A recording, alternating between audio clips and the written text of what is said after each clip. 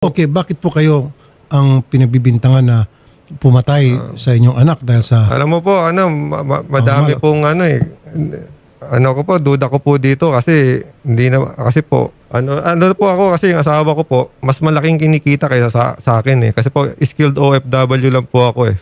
Tingin ko may something po to sa mga properties po namin eh. Pero nung kayo po ay sampahan ng kaso sa piskalya, binigyan ko kayo ng pagkakataon para sumagot doon sa akusasyon laban sa inyo. Meron po kayo abogado. Kasi po ito, ibig sabihin, nagkaroon na pong resolusyon yung piskalya and then ito po ay niraffle at napunta po sa judge na nag-issue nitong Ma'am, warrant. ganito po eh. So, ang nangyari po kasi, so naka-receive po ako ng subpoena. Na-receive po namin late na. Pagdating po namin sa prosecutor na San Jose del Monte, binibigyan na lang kami ng 3 days po.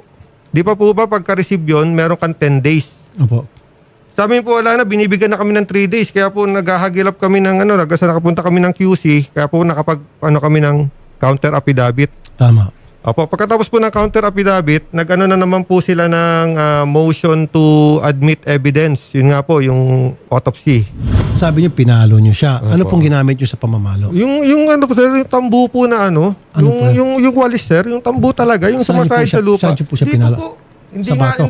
Hindi nga po sa ulo eh. Alos dito lang sa batok eh. Hinampas niyo po. Oo, ng tambo. yung lang sir, ganun. Kasi Bakit niyo po siya hinampas ng hindi kasi tambo? sir, medyo 3 araw siya hindi naliligo that time. Ano may napagalitan mo na, 3 araw ka na, dumating na mami mo't lahat. Tsaka sir, that time masaya kami kasi sinupresa kami ng asawa ko. Tapos namatayan pa yung asawa ko that day din. Wala talagang sir eh, walang kaya hindi ko matanggap sir eh. Alam mo sir, sa totoo lang, mahirap sir eh. Pero nag-imbestiga po yung mga pulis natin at yung investigasyon ng mga pulis, resulta ng investigasyon yung isunumite sa Sir, piskalya. masyadong fast track sir. Walang parang ko sir, wala akong due process. Talagang ang bilis sir. Opo. Ang bilis. Anyway, ang mangyari po dito, sir, pagdating sa judge, bibigyan kayo ng pagkakataon para sagutin yung mga aligasyon ninyo. Opo. At syempre, kung wala kayo abogado, nandiyan naman po yung public attorney's office Opo, para opo. i-depensa po Opo. kayo.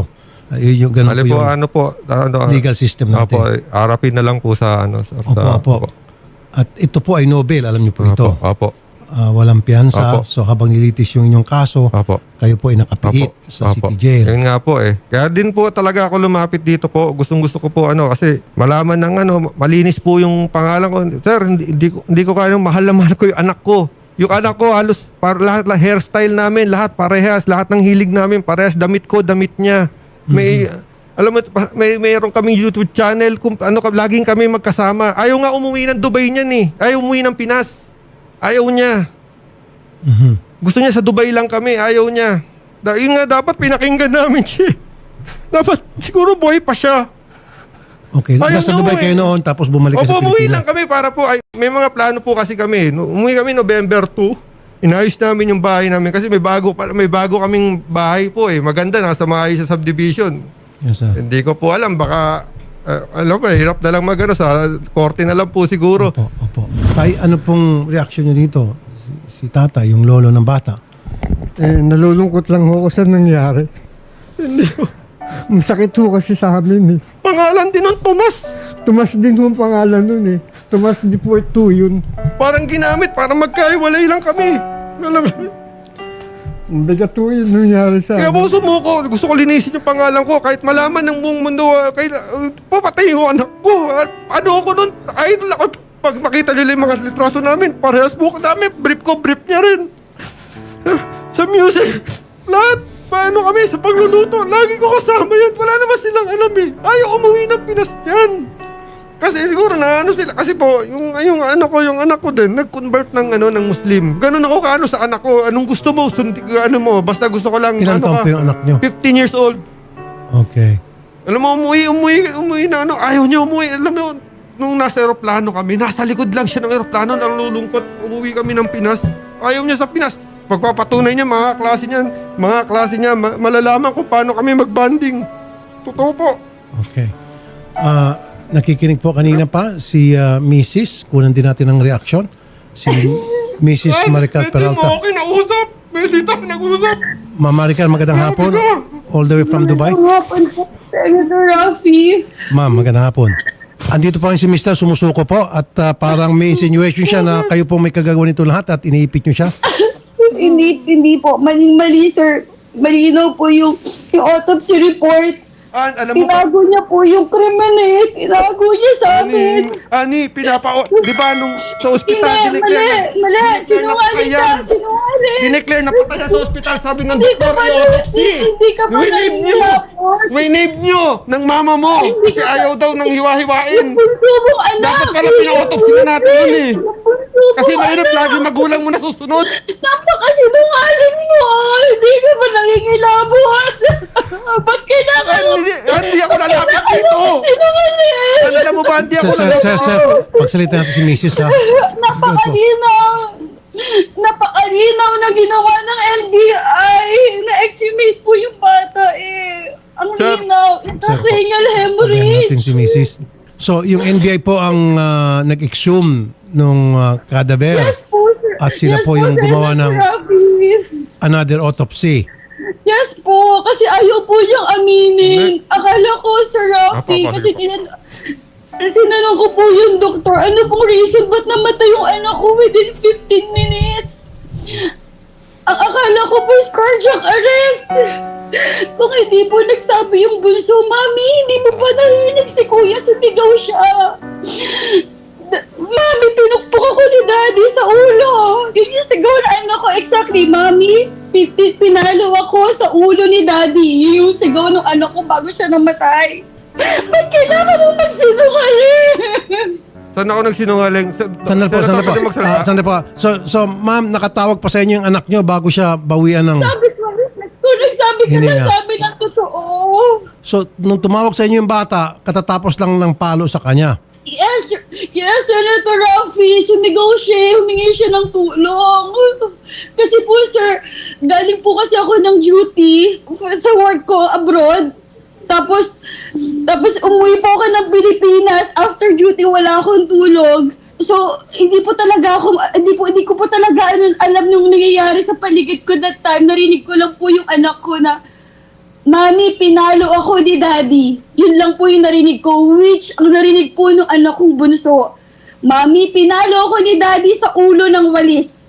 Kaya po yung anak kong bunso yung naging daan po para malaman po namin kung ano po yung nangyari. Kaya na-exhume po ulit yung bata. Okay, matapos pong paluin sa ulo, ano po yung nangyari? Sunod. Sir Rafi, dalawa lang po silang mag-ama nung nasa first floor eh. Pinakit ko po yung anak ko, sabi ko, anak, sige, wag ka nang sumagot sa daddy mo. Umakit ka na, matulog ka na. Within 15 minutes, Sir Rafi, sumigaw yung bunso, Mami, si Kuya! Umakit po ako, Sir Rafi. Hindi na po unconscious na yung anak ko. Okay. Dahil po dun sa palo sa ulo. Yun po yung kinamatay niya, yun po. Iniisip ko po kasi ang sabi po niya, nahihirapan daw po huminga yung bata. Iniisip ko baka kasi busog or something, pero nagdududa na po ako eh.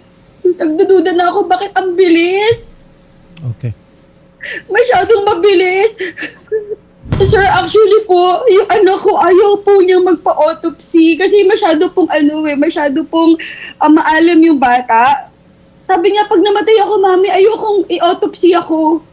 Kaya po, later lang po namin na autopsy, inukay pa po yan. Ginawa po talaga namin ng paraan para malaman po yung death ng anak ko. Ba't po ayaw niyang aminin? Ang dami niyang paligoy-ligoy. Pumayag niya yung bata, sabihin niya yung totoo. Tumawag na po yung anak ninyo bago siya malagutan ng hininga na pinalo ako ni Papa. 15 minutes later, Hindi Hindi na po po yun. binawian ng buhay. Pagkapalo po nun, sumigaw yung anak ko. Mami, pinalo ako ni Daddy sa ulo. Nasa taas silang dalawa ng bunso ko. Tapos po, nung nag-toothbrush pa yung anak ko, pumanik pa. Nung pagpanik po, doon po nangisa yung bata. And then po sa exhumation po, tanong ko lang, sa medical ka, in-exhume yung bata sa sementeryo. Tapos, ang finding, no head and neck injury noted. Torso, wala din. Sa medical ka, may ino-autopsy ba ng 3 oras lang? Tapos hindi nyo ako pinatawagan dito ko. Dapat may isa, ayaw mo ko kausapin, si Papa pinatawag mo. Ang mga witness, puro kamag-anak mo.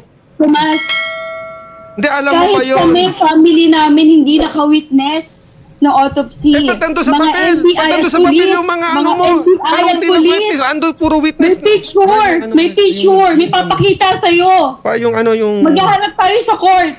Lahat to may picture! Asan yung ano pa yung... Sir Rafi, Yun yung huling touch! Yun yung huling touch! Yun yung huling touch! Di ba ikaw? Sir, Sino? Laiga! Sino nagtatrabaho sa Laiga, medical dito, ha? handaan mo.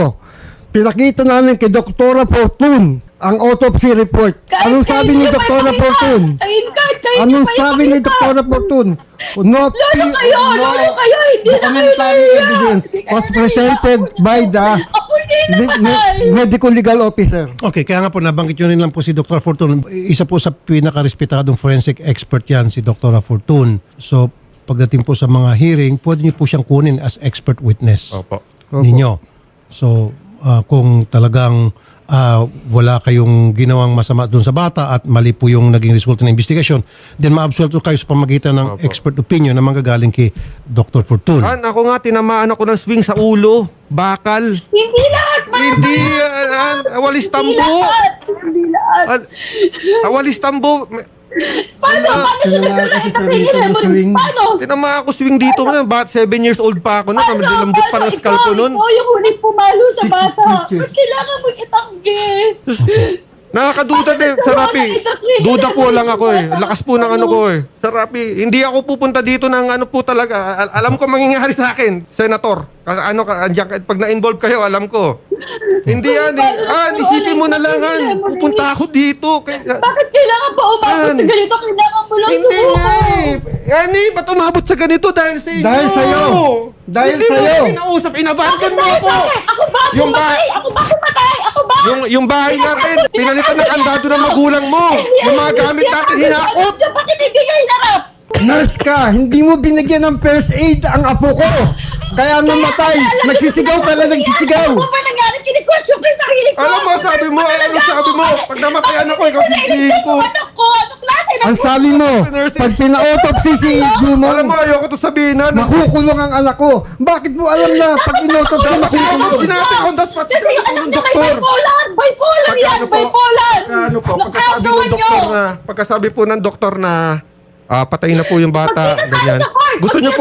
Gusto niyo po bang ipa-autopsy? Winave po nila. Dapat pina-autopsy na po. Ikaw nga, gusto mo pa i-cremate eh. Bakit ko? Kasi hindi mo Sabi mo, sinabi di ba? yung totoo. Ito pa, sabi mo pa.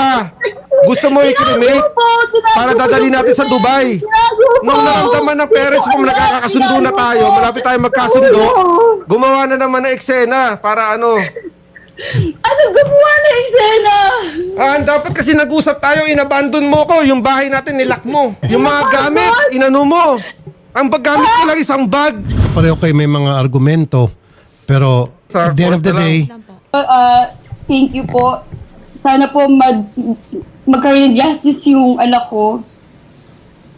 Ito po, positive po to sa family ko, sa akin, na sumuko nga siya. Kasi hindi po kayo matahimik.